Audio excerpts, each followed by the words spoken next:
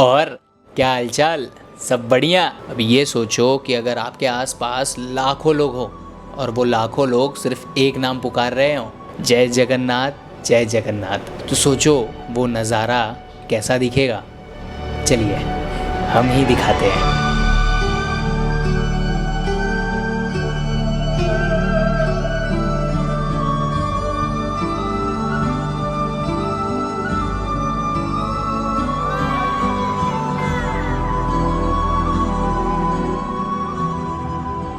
तो जैसे कि मैंने अपने द्वारका वाले वीडियो में कहा, मैं ना कृष्ण से बहुत प्रेम करता हूँ। तो बस अब वही प्रेम मुझे पूरी खींच ले आया जगन्नाथ जी की यात्रा में। और ये वीडियो 1-2 महीने नहीं, 6 महीने लेट है, तो उसके लिए मैं क्षमा चाहता हूँ। तो इस कहानी में मेरे साथ 4 किरदार जुड़े हैं। आप पहले भी मिल चुके हैं, लेकिन फिर से मिलाते हैं आपको।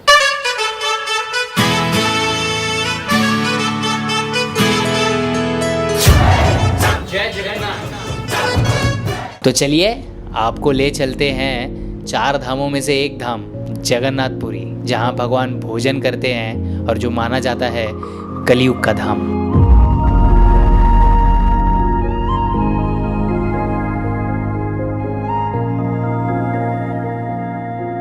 ये वीडियो और सफर शुरू हो उसके पहले जगन्नाथ स्वामी नयन पथगामी भवत्तमे नीलाचलय निवासने नित्याय परमात्मने बलभद्र सुभद्रायम जगन्नाथाय ते नमः। पुरी पहुंचने के लिए ट्रेन लेकर हम हंसते खेलते अगली सुबह पहुंचते हैं भुवनेश्वर। तो कहो जय जगन्नाथ। भाई साहब यहाँ उतरे और ऐसी गर्मी, ठंडे गर्मी, कूल का। भुवनेश्वर से हम बस लेते हैं और यहाँ से बस लेके निकल रहे हैं पुरी। और फिर पुरी उतरने के बाद रिक्शा लेकर पहुंचे किधर, हमारे होटल रूम पर, जो है सी फेसिंग व्यू के साथ। निकलने वाली रूम का प्राइस जो है वो आसमान छू रहा है। हमने बिना एसी वाला रूम लिया है, बट यहाँ पर एसी वाला रूम ही सजेस्ट करूंगा। तो असली मजा अब होता है शुरू। हम एक स्कूटी और बाइक रेंट करके सबसे पहले पहुंचते हैं जगन्नाथ जी के मंदिर, और वहां पहुंचने की खुशी तो आप देख ही सकते हैं।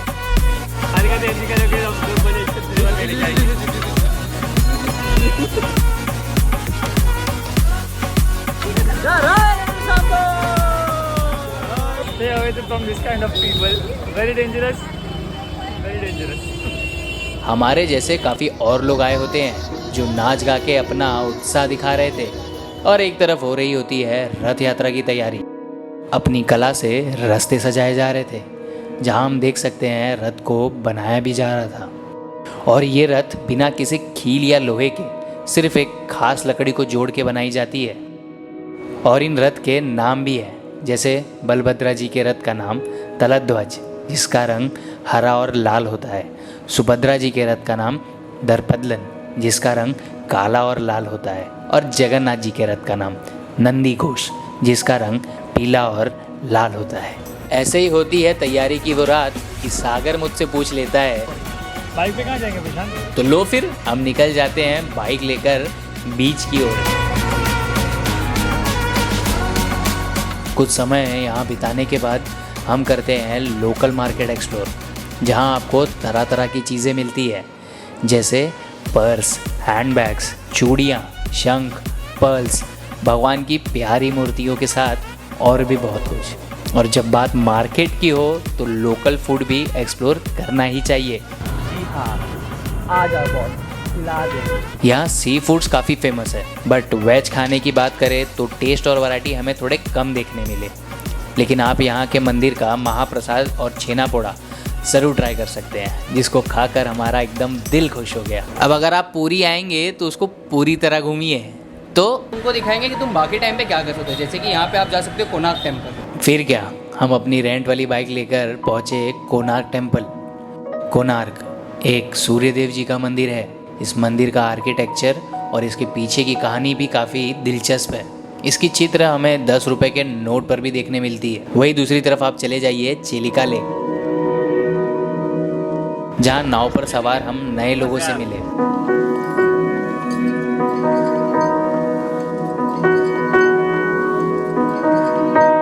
आप यहाँ काफ़ी सारे डॉल्फिन देख पाएंगे।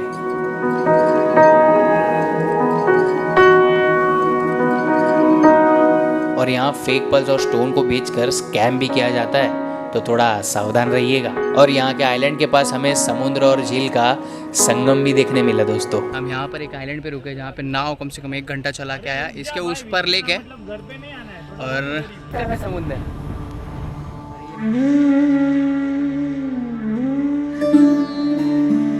तो अभी बज रहे हैं 9:30 और जगन्नाथ पुरी का यात्रा शुरू होने वाला है 10 बजे। तो अभी हम सब रेडी हो गए और सीधा निकलने वाले हैं यात्रा के लिए। लेकिन रुकिए ज़रा, यात्रा की ओर बढ़ने से पहले उसके पीछे की कहानी जानना बहुत ज़रूरी है। तो कहानी की शुरुआत होती है महाराजा इंद्रद्युम्न से, जो भगवान विष्णु के बहुत बड़े भक्त होते हैं। एक दिन जब वो सो रहे होते हैं तो उनके सपने में भगवान विष्णु आते हैं और कहते हैं कि पुरी के समुद्र के पास एक खास प्रकार की लकड़ी मिलेगी जिससे वो उनकी प्रतिमा बना सकते हैं। उनको लकड़ी तो मिल जाती है लेकिन उस लकड़ी से प्रतिमा बनाने वाला नहीं। एक दिन उनके पास विश्वकर्मा जी आते हैं, गॉड ऑफ आर्किटेक्ट। भगवान की प्रतिमा बनाने के लिए विश्वकर्मा जी की एक शर्त होती है कि वो एक बंद कमरे में भगवान की प्रतिमा बनाएंगे बिना अन्न और जल के, और यदि उनको कोई बीच में रोकेगा तो वो मूर्ति वैसे ही छोड़ देंगे। 14 दिन बीत जाने के बाद बंद कमरे से हथौड़े की आवाज़ आना बंद हो जाती है। महारानी चिंतित होकर दरवाज़ा खोल देती है और विश्वकर्मा जी प्रतिमा आधा छोड़कर अदृश्य हो जाते हैं और भगवान की प्रतिमा वैसे ही रह जाती है।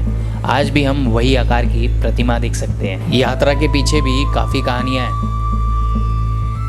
जैसे कई लोगों का मानना है भगवान जगन्नाथ जी राजा इंद्रद्युम्न की महारानी गुंडीचा को वादा किए थे कि वो साल में 7 दिन उनके यहाँ ज़रूर आया करेंगे। और दूसरी तरफ ये मान्यता है कि जगन्नाथ जी की छोटी बहन सुभद्रा एक दिन जब जगन्नाथ जी से अनुरोध करती है कि उन्हें नगर घूमना है, तो जगन्नाथ जी अपने बड़े भाई बलभद्र और अपनी छोटी बहन सुभद्रा के साथ नगर घूमते हुए अपने मौसी गुंडीचा के यहाँ 7 दिन रहने जाते हैं। एक और बात, यात्रा के पहले जगन्नाथ मंदिर के पट 14 दिनों के लिए बंद होते हैं, क्योंकि स्नान मंडप में जब भगवान को ठंडे पानी से नहलाया जाता है तो माना जाता है कि भगवान की तबीयत खराब हो जाती है। तो भगवान 14 दिन अपने मंदिर में विश्राम और आराम करते हैं और 15वें दिन जैसे ही वो ठीक होते हैं अपने भक्तों को दर्शन देने यात्रा में निकलते हैं। तो रथ यात्रा अब होती है शुरू।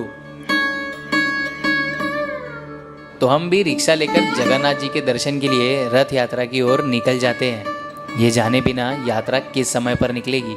थोड़ी ही दूर चलकर हमें ये तो पता लग जाता है कि धूप काफ़ी है और तापमान पहुंच चुका है 50 डिग्री सेल्सियस। तो हमने भी गमछे को गीला कर उसे अपना सहारा बनाया। वैसे यहाँ गर्मी से निपटने का भी इंतज़ाम किया गया है और लोग उसमें अपना पूरा मज़ा उठाते दिखे।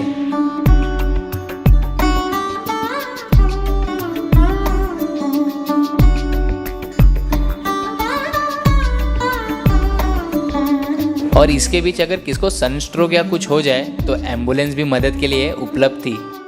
अब इससे पहले हम पर धूप पड़े और हम चक्कर खा के बेहोश पड़े कि हम सबने एक एक गमछा ले लिया। गमछा गैंग बॉयज, गमछा गैंग बॉयज। गर्मी बहुत गर्मी, बहुत गर्मी। वाइन ना, दिस इज हॉट वाइन ना, दिस इज हॉट वाइन और रेड वाइन ना। और निकल गए यात्रा की ओर और वहाँ के नज़ारे कुछ ऐसे थे।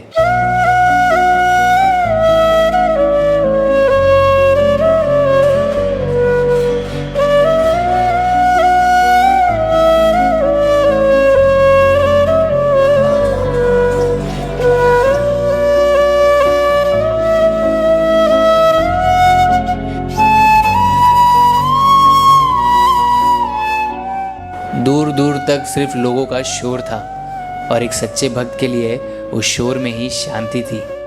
आदमी, औरत, बच्चे, बूढ़े और कई जगह से आए लोग सब इंतज़ार में देखने मिले। कोई भजन करके भगवान को पुकार रहा है, कोई छत पर अपने परिवार के साथ इंतज़ार करते दिखाई दे रहा है, तो कोई छतरी के तरह बैठ के, तो कोई फोटोग्राफी करते, और इसी बीच कोई अपनी छोटी सी रथ भी बनाकर इस भीड़ के बीच से ले जा रहा था। लोग अपने धुन में मगन दिखाई दे रहे थे, तो किसी की भक्ति दिखाई देती है। कोई खिलौना बेचते हुए दिखाई दिया, कोई दिया, तो कोई आइसक्रीम, और लोग जो आइसक्रीम का मज़ा उठाते नज़र आए। ये सारे नज़ारे देखने के बाद आपका मन भी एक ही चीज़ कहेगा कि आई लव पुरी। फिर क्या हुआ? फिर क्या, हम भी बाकियों की तरह एक दुकान के अंदर बैठ के इंतज़ार किए। देखते ही देखते 10 से 1 और 1 से 4 बज गए, लेकिन रथ नहीं निकली और बाहर धूप में ज़्यादा देर रुका भी नहीं जा सकता था। फिर हमने सोचा क्यों ना कुछ नज़ारे ऊंचाई से देखे, लेकिन होटल या बिल्डिंग के टेरेस से देखने के भी हज़ारों के चार्जेस लग जाते हैं। और फिर मिलते हैं हमको ये जनाब, जो हमें दिखाते हैं ऊपर से ये अद्भुत नज़ारे, और इसी बीच में इनके परिवार के प्यारी प्यारी तस्वीरें भी खींचता हूँ। ये देखने के लिए हमको ये भैया मिल गए, इनके वजह से हम आज ये देख पा रहे हैं, वरना हम नीचे थे, कुछ दिखाई नहीं दे रहा था दूर दूर तक। लेकिन ये एक फील है भाई, इमोशन है। ये देखने के लिए एक टॉप चाहिए, या तो ड्रोन ले लो या ऐसा ऊपर का कोना पकड़ लो, और दूसरा कोना अगर पकड़ना है तो 3000 रुपये लपेटे जाएंगे। तो समझ के, सोच समझ के, देख के। जय जगन्नाथ, जय जगन्नाथ, जय Jagannath. Amazing guys, this is the view I was waiting for.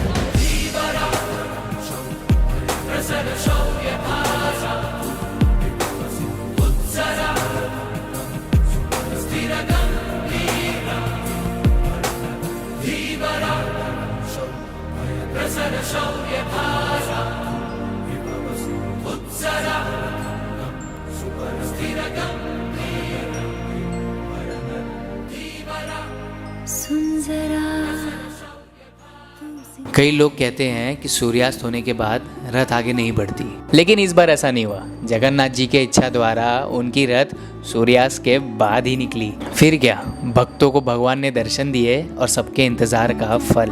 1, 2, 3।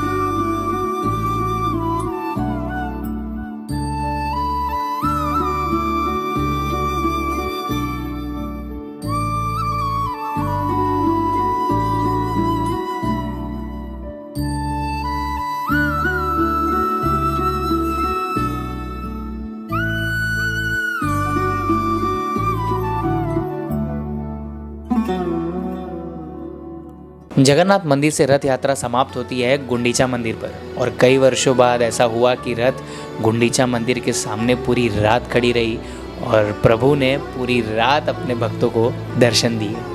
और गुंडीचा मंदिर पहुंचने के बाद वहाँ के नज़ारे कुछ ऐसे थे।